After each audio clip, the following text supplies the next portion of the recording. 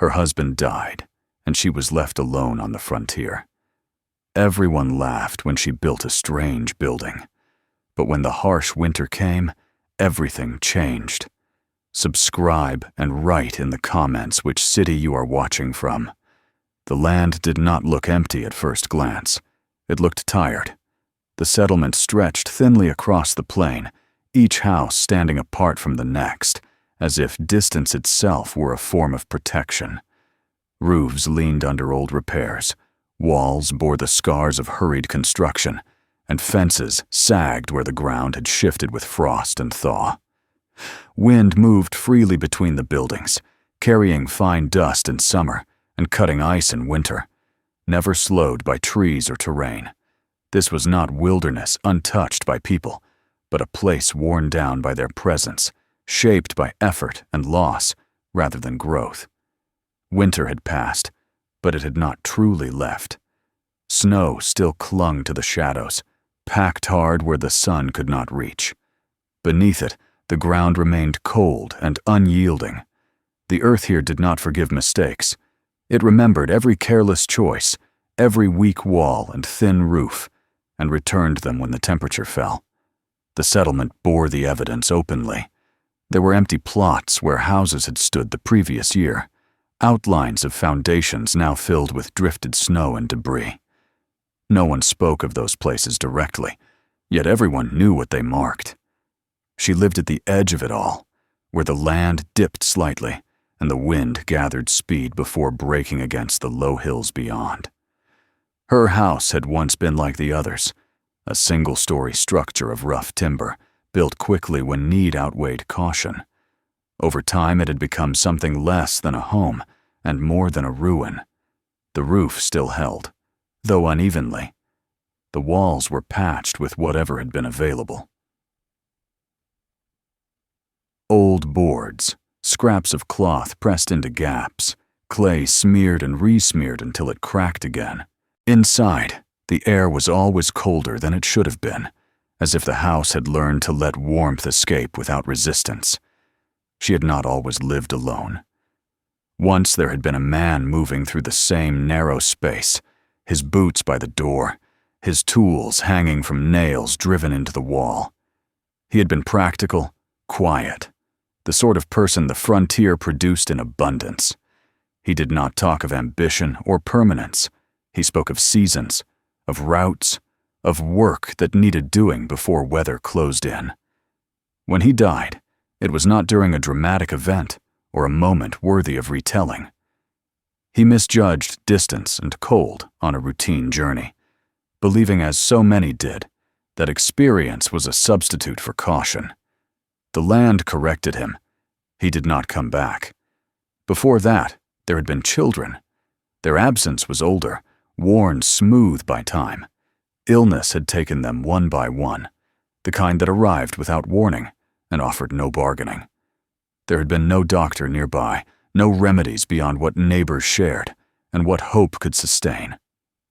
Afterward, the house had grown quieter, not in a sudden way, but gradually, as if sound itself had learned it was no longer needed there. Now she woke each morning alone. The routine remained because routine was necessary. She rose before light, not out of discipline, but because the cold drove her from sleep. The fire rarely lasted through the night. Fuel was too precious to waste on comfort. She learned to move quickly, to dress with practiced efficiency, to coax flame from embers that barely remembered being warm. The house responded slowly, if at all. Heat gathered near the stove and nowhere else. The rest of the room remained indifferent. She did not complain. There was no one to complain to, and no purpose in the act. Instead, she observed. She paid attention to how the cold entered, how it lingered, how it rose from the ground and slipped through walls. She noticed how the ceiling trapped what little warmth there was, while the floor leached it away. These were not thoughts she put into words. They existed as patterns, as knowledge accumulated without intention. Beyond her own walls, others struggled in similar ways. She saw it when she passed their houses, when she exchanged brief words at the store or near the well. Families crowded into single rooms to conserve heat, sleeping close not out of affection, but necessity. Older people moved less each year, staying indoors even when the weather softened, as if they feared what the cold had already proven capable of. Children coughed through the winter months, thin and pale, their growth slowed by seasons spent merely enduring. Some houses failed entirely. A roof collapsed under snow that should have slid free. A wall gave way after repeated freezing, and thawing weakened the joints. When that happened, the land did not offer second chances. Those who could moved in with relatives or neighbors. Those who could not disappeared quietly, their absence marked only by the sudden vacancy of space. She began to understand that survival here was not evenly distributed. It was not only the poor who suffered, nor the careless. It was those who stood alone, each household fighting the cold separately, each fire burning against the same enemy without reinforcement. The settlement had been built on the idea that independence was strength, that each family carving out its own space was proof of success. Winter revealed the flaw in that thinking every year, yet no one challenged it. As the days lengthened and the snow retreated, she repaired what she could. She replaced boards, sealed gaps, stacked fuel. The work kept her hands busy and her mind active, but it did not solve the larger problem. She knew the next winter would come, and with it the same reckoning. She also knew that improving her own house would only delay, not prevent, the inevitable. The structure itself was wrong. It could not be made right without becoming something else entirely. The idea did not arrive suddenly. It formed over time, shaped by repetition. She noticed how warmth behaved, how it moved upward, how it gathered and lingered when given the chance. She noticed that the widest houses were the hardest to heat, that spreading outward increased exposure and loss. She noticed that when people gathered in one place, even briefly, the space felt different, more resilient. One evening, as she sat near the dying fire, she thought not of rebuilding her house, but of abandoning the idea of a single house altogether. The thought was unsettling. It went against everything the settlement had been founded on. Yet it persisted. What if the problem was not insufficient effort, but the shape of life itself in this place? What if survival required proximity rather than separation? She did not speak of it. There was no reason to invite skepticism before the idea had proven itself even to her. Instead, she let it settle, turning it over as she worked, as she walked the land, as she watched others prepare for the seasons to come. She began to look at the settlement not as a collection of homes, but as a pattern of failures repeating themselves. The realization was quiet, almost impersonal, and therefore harder to dismiss. By the time spring was fully established, she had made a decision that would change the shape of her life and, eventually, the lives of others. She would not repair her house again. She would not wait for another winter to confirm what she already knew. She would build something different, something that acknowledged the cold rather than defying it blindly. It would not be for comfort or pride. It would be built for endurance. She stood one morning at the edge of her land, looking out toward the settlement, and beyond it, toward the low hills where wind and weather gathered strength. The ground beneath her feet was firm, the earth dense and unyielding. It was not inviting, but it was reliable. She marked the place in her mind without ceremony. There would be no announcement, no request for approval. The work would begin quietly, as all necessary things did. The winter had taken everything that could be taken from her. What remained was not hope, but clarity. The decision did not announce itself with urgency. It settled into her days and altered them quietly, the way a change in weather alters the air before clouds are visible. She began to walk the land with a different attention, no longer looking for what might be repaired, but for what could be built. Each step was measured, each pause deliberate. She learned where the wind cut hardest, where it slowed and bent, where snow gathered deepest, and where it scoured the ground bare. She watched how water moved when the thaw came, how it ran and pooled and vanished into the soil. The land revealed its habits slowly, but it was consistent, and consistency was something she trusted. She chose a place not far from her old house, but far enough that it did not carry the same weaknesses. The ground there was dense and packed, layered with stone beneath the surface. It sloped just enough to shed water without inviting collapse. Trees stood to one side, offering timber and a measure of shelter, while the open plain beyond allowed no illusion about the wind. She did not try to hide from it. She planned for it. The spot was not convenient, but convenience had never been a reliable guide. It was workable, and that was enough. She did not draw plans on paper. Paper was scarce, and the idea itself resisted neat lines. Instead, she built the structure in her mind, testing it there before committing her body to the labor. She rejected width almost immediately. Wide buildings had failed here too often, their walls exposed, their roof sagging under snow that could not escape. She thought of heat again, how it rose, how it lingered when allowed to gather. The solution was not to spread outward, but to rise, to stack living space the way warmth stacked itself naturally. 3 levels seemed excessive at first, even to her. The settlement's houses rarely exceeded 1 story, and those that did were viewed with suspicion. Height suggested arrogance, or ignorance, or both. Yet the more she considered it, the more the idea held. A narrow structure would present less surface to the cold. A vertical arrangement would allow heat to travel upward instead of escaping uselessly.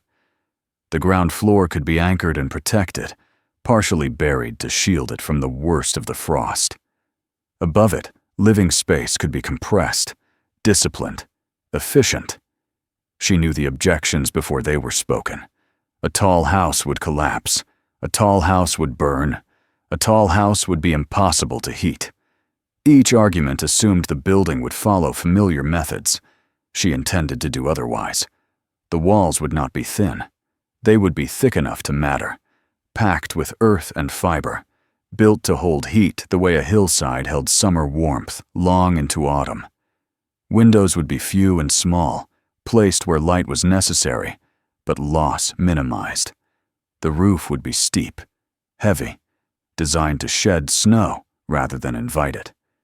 She began alone, because that was how all uncertain work began. The first days were spent breaking ground, clearing stone, leveling a foundation that refused to cooperate. Her hands blistered and healed and blistered again. She worked until exhaustion forced her to stop, then returned the next morning without ceremony.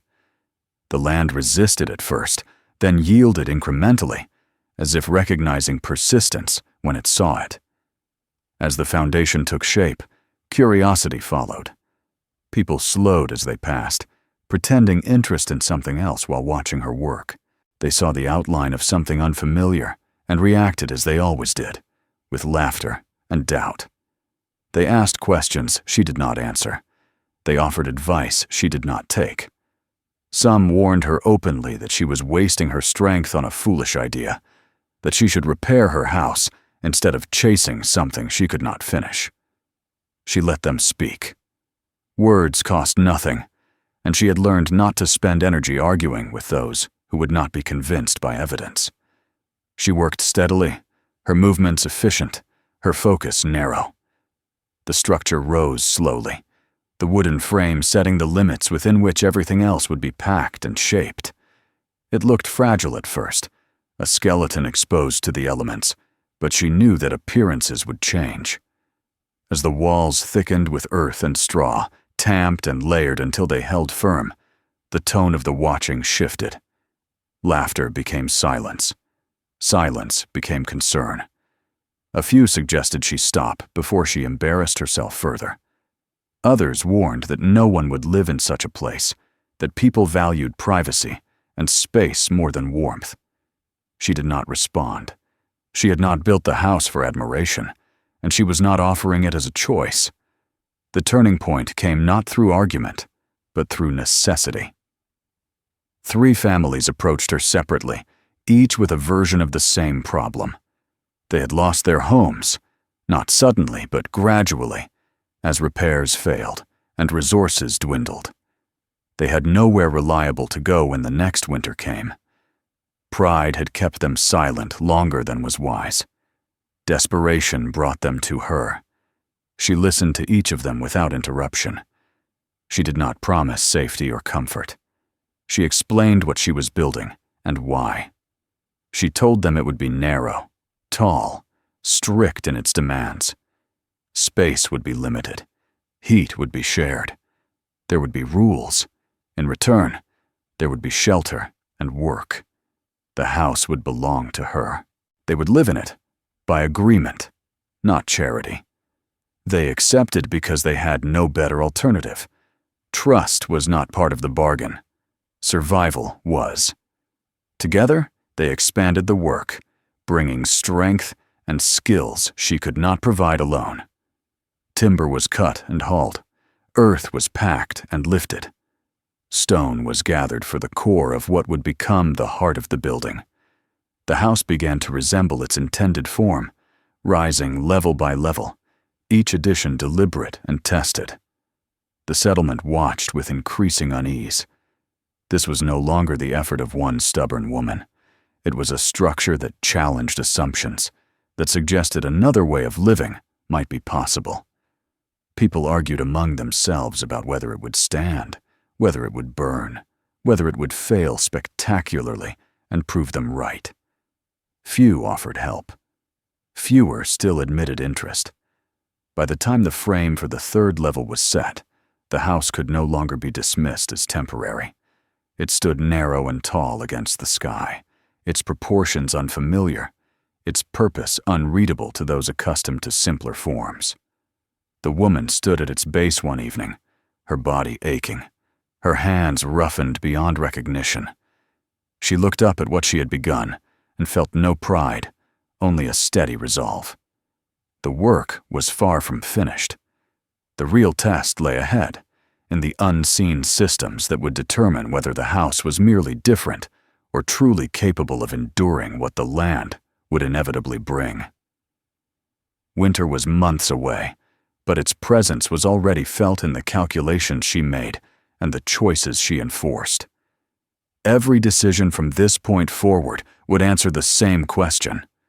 Would this hold when everything else failed? By the time the outer shell of the house stood complete, narrow and rising against the open sky, the work that truly mattered had yet to begin.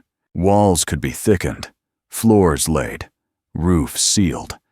But without a heart, the structure would remain only a shelter, no different in purpose from the houses that had already failed. What she intended to build was not simply a place to hide from the cold. It was meant to resist it, to absorb it, to outlast it.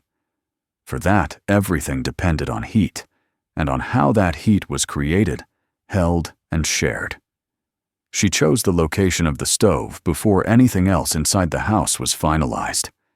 It would stand at the lowest level, partially below ground, where the earth itself could serve as insulation.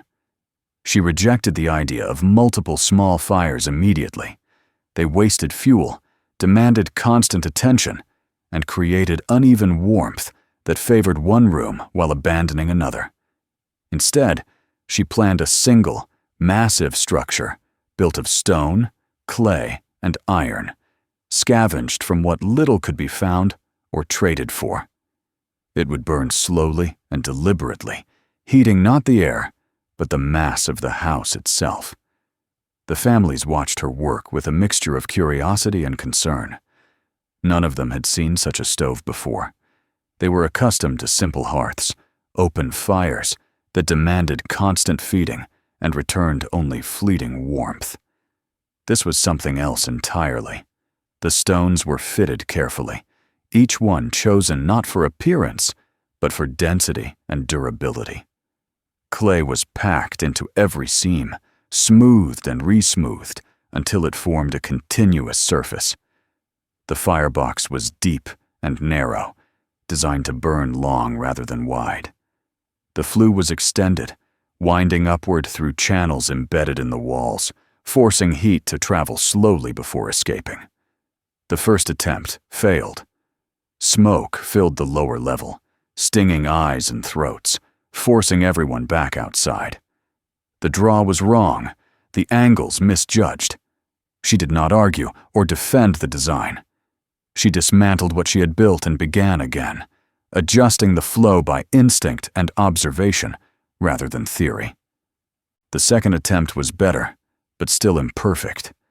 It took days of trial, frustration, and careful correction before the stove behaved as she intended, drawing cleanly and radiating warmth that lingered even after the fire had died down.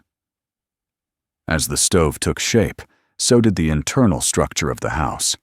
The first level remained largely utilitarian, dominated by the stove itself, fuel storage, and work areas where repairs and preparation could be done without exposing the living spaces to cold air.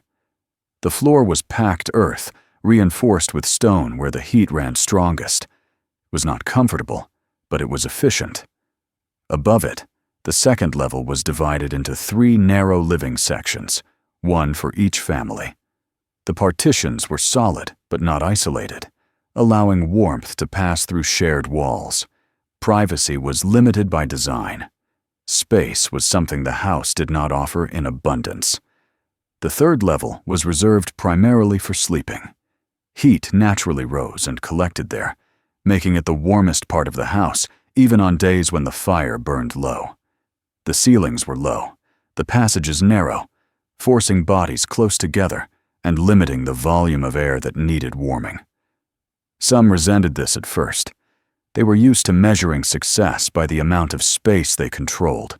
Here, space was controlled by necessity instead. The agreement that governed life in the house was established with equal care. She set the terms clearly and without sentiment. The house was hers.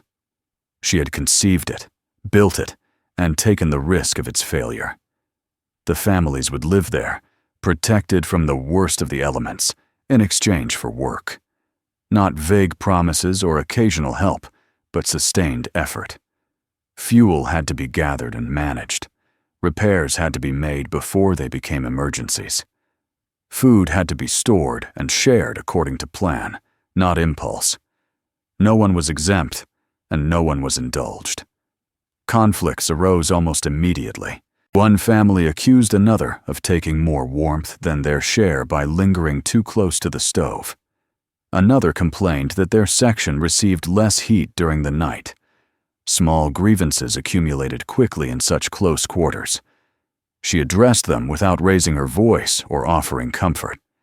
The system was explained again and again until understanding replaced resentment. Adjustments were made where necessary, but the core rules did not change. This was not a place for negotiation based on emotion. It was a structure built to function. As summer deepened, preparation for winter intensified. Fuel was gathered obsessively, stacked and restacked until the supply exceeded what any of them had ever kept before. Walls were inspected daily, gaps sealed before they could widen. The stove was tested repeatedly, allowed to cool and reheated to ensure it responded predictably. She encouraged the others to participate in every aspect of maintenance, not out of kindness, but out of pragmatism. If something failed when she was gone or incapacitated, the house would need to be understood by those who depended on it. Gradually, skepticism gave way to a cautious confidence. The families began to trust the structure not because they believed in her vision, but because they could feel the difference it made even before winter arrived. On cool nights, the house held warmth long after fires elsewhere had gone cold. The air inside remained steady, free of the sharp fluctuations that plagued other homes. It was not comfortable in the way people imagined comfort, but it was reliable, and reliability had its own appeal. Outside, opinions hardened. Some in the settlement viewed the house as an affront, a rejection of the values they believed defined the frontier. Others feared it represented a future in which independence was no longer the highest virtue. A few watched with quiet interest, storing the details away for later consideration. No one spoke openly of adopting the same methods. Pride remained stronger than curiosity. As the first signs of autumn appeared, the woman stood once more at the base of the stove, her hands resting against the warm stone. The house was complete enough to serve its purpose, though never finished in any permanent sense. Nothing built here ever was. She felt no satisfaction, only a sharpened awareness of what lay ahead. Winter would not be impressed by effort or intention. It would test the house impartially, exposing every weakness, punishing every miscalculation. The agreement held. The stove stood ready, and the walls were thick with stored heat waiting to be claimed. When the cold arrived, there would be no opportunity to correct mistakes. The house would either endure or it would join the long list of structures the land had already claimed. The first snow came earlier than anyone expected. It did not announce itself with ceremony, nor did it fall gently as it sometimes did in better years. It arrived on a sharp wind from the north, hard and dry, cutting across the open land, as if the season had been waiting for permission to begin. By morning, the ground was sealed beneath a thin, unbroken crust of white, and the paths between the houses had already begun to disappear. The woman noticed the change before most others did. The air inside the house behaved differently, heavier somehow, as if it had thickened in response to the pressure outside. She fed the stove more deliberately now, watching how the heat traveled through the stone, how it spread into the walls and floors, and lingered there instead of rushing upward and away. The structure responded as it had been designed to, but she did not relax. Early snow often meant a longer winter, and long winters revealed truths that short ones concealed. Within days, the settlement altered its rhythm. People moved faster, spoke less, conserved what energy they could. Smoke rose from chimneys at all hours, a sign of fear as much as of warmth. Fuel piles diminished visibly. Repairs that should have been done weeks earlier were attempted in haste. Boards nailed into place with stiff fingers and inadequate tools. The sound of hammers carried through the cold air, sharp and brittle. Inside the tall, narrow house, life compressed inward. The families learned quickly how to move around one another without friction, how to share space without speaking more than necessary. The stove became the center of all activity, not as a gathering place, but as an anchor. Its presence shaped their days. They learned when to add fuel, when to let it burn down, how to read the warmth stored in the walls by touch alone. The heat did not surge and fade as it did elsewhere. It accumulated, settled, and remained. As the temperature dropped further, the difference between the house and the rest of the settlement became impossible to ignore. Nights grew longer and colder, the cold no longer relenting with the sunrise. Frost crept into buildings, not built to resist it, cracking wood, splitting clay, turning once solid walls into lattices of weakness. People began to abandon rooms, then entire houses, retreating into whatever space offered the least exposure. Some moved in with relatives, others had no such option. The first knock on the door came just after nightfall, when the wind had begun to rise again. It was tentative, uncertain, as if the person on the other side still hoped to reconsider. The woman answered it herself. A man stood there, his face drawn and pale, his breath visible in the dark. He did not ask for shelter. He asked only to stand inside for a few minutes, to warm his hands, to feel something other than the cold that had settled into his bones. She did not let him in. She did not explain her decision in detail. She told him there was no space, no margin for error. The house was not a public refuge. It was a system balanced carefully against the limits of its design. One miscalculation could undo everything. The man left without argument, pulling his coat tighter around himself as he disappeared into the night. Others followed. Some knocked. Some simply stood near the walls, pressing their palms against the packed earth and clay as if the warmth might seep through. Children were brought, wrapped in layers that no longer helped. Voices carried through the dark, low and urgent, then faded. Each time, the decision was the same. Each time, it weighed a little more heavily, not as guilt, but as awareness. The house could not save everyone. It had never been intended to. Inside, tension grew. The families heard the sounds outside. They knew the names of those who stood in the cold. Arguments broke out in whispers, then in raised voices. One family insisted that one more person would not matter. Another argued that it would be the beginning of the end. The woman listened to all of it and answered none of it with emotion. She returned to the stove, checked the draft, adjusted the vents, added fuel only when it was necessary. The house responded, holding steady. The cold intensified. Snow piled higher, driven into hard drifts by relentless wind. Roads vanished entirely. The settlement became isolated, not just from the world beyond, but from itself, each remaining structure an island of survival or failure. Smoke stopped rising from some chimneys. Doors remained unopened. The land recorded these changes without comment. Then came the night everyone remembered afterward, the one spoken of in fragments and comparisons.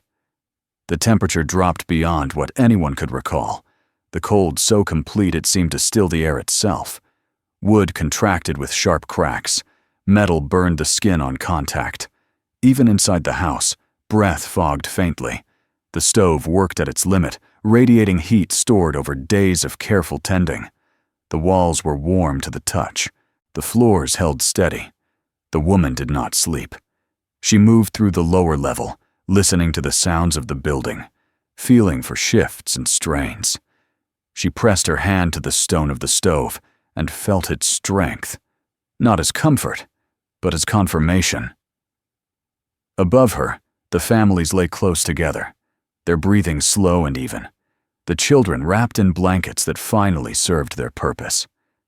No one spoke. There was nothing left to say. By morning, the wind had eased, but the damage was done. Several houses in the settlement had failed completely. Roofs collapsed under the weight of snow hardened by ice.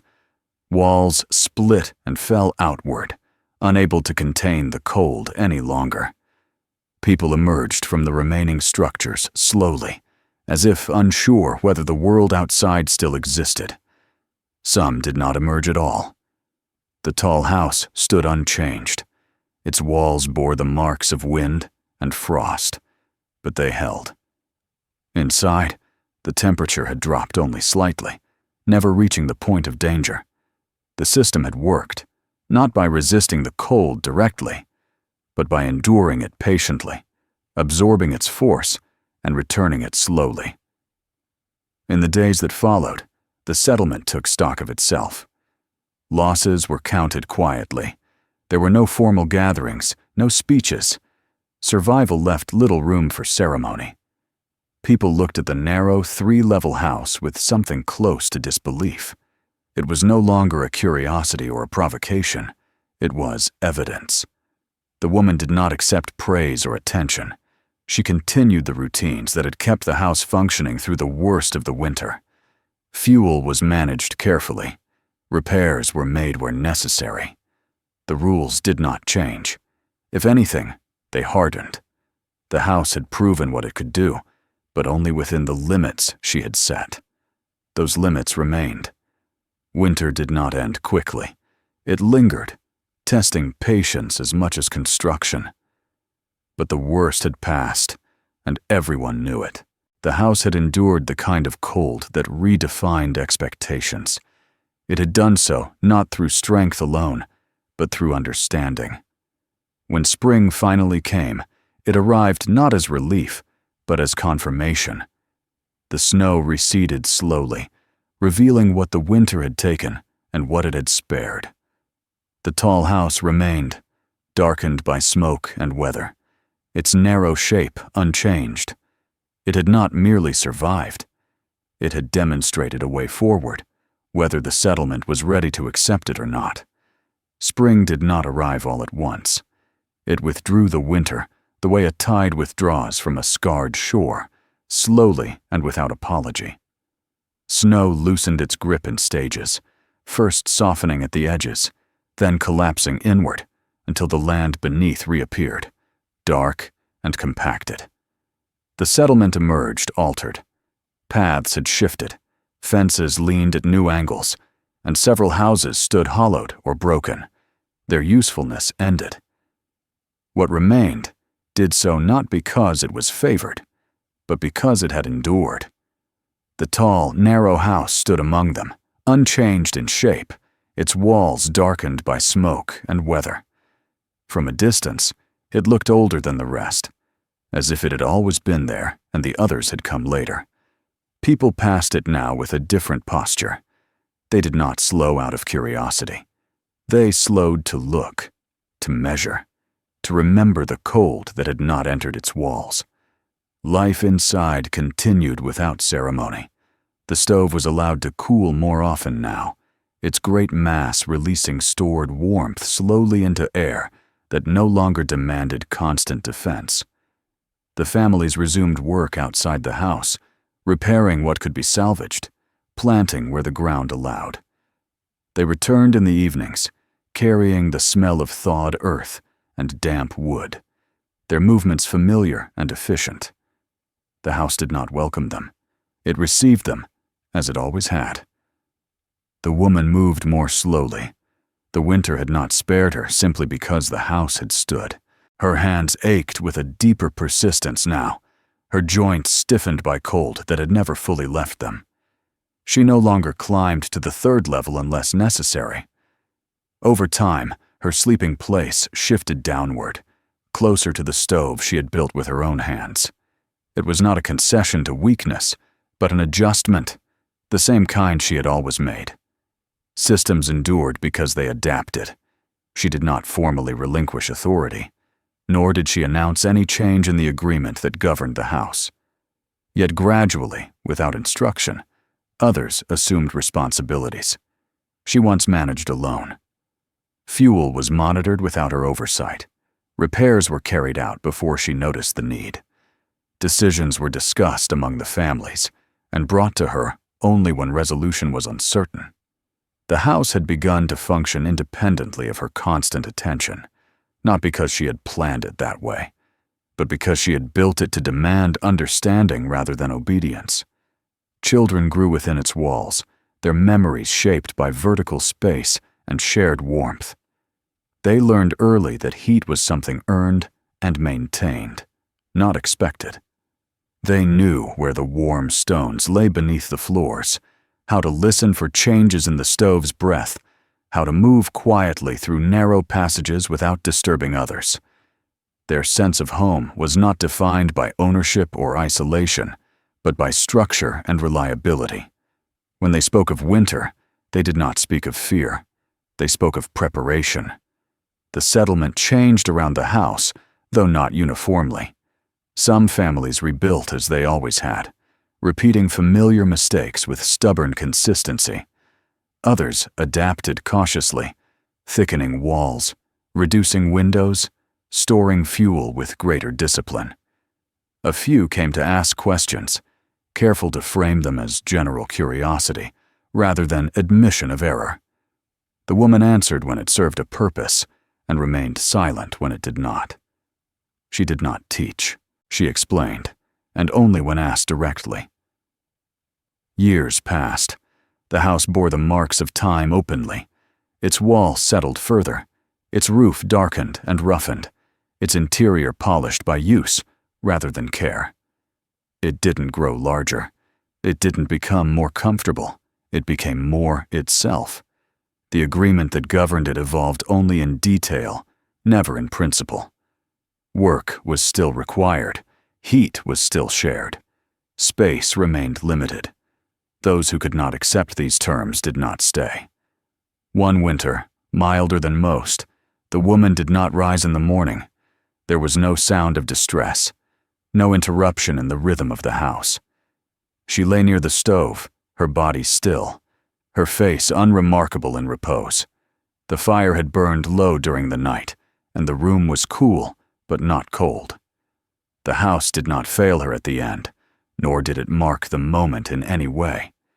There was no gathering to decide what should be done, no reading of documents, no division of land.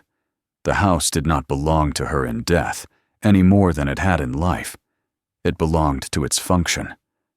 The families continued their routines that day and the next, adjusting only where necessity required. Someone tended the stove. Someone else prepared food. The children were kept occupied. Grief existed, but it did not disrupt the structure she had created. Over time, her absence became part of the house's history, rather than a rupture in it. People spoke of her less often, and then only when explaining why things were done the way they were. She became a point of reference rather than a presence. The house did not carry her name. No marker was placed to commemorate her. The building itself was sufficient record. Travelers occasionally passed through the settlement, drawn by work or chance. Some noticed the tall house and asked why it had been built so differently from the others. The answers varied. Some spoke of a woman who had understood winter better than most. Others spoke of a house that refused to waste heat. A few simply said that people lived better when they stopped pretending they could do everything alone. The house remained. It continued to gather warmth, to distribute it patiently, to hold together lives that might otherwise have been scattered or lost. It did not promise safety beyond what it could provide. It did not adapt to comfort or pride. It endured because it had been designed to do so.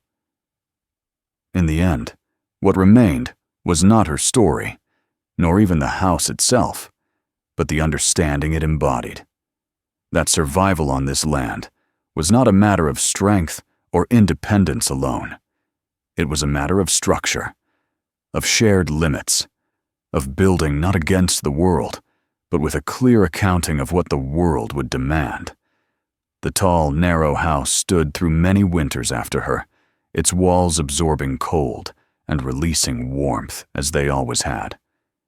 It was not a monument, it was an instruction, written in earth and stone, followed by those who had learned to read it. If you want more stories like this, subscribe to the channel. Watch the next video and explore other stories already on the channel. Share this video with someone who might appreciate it.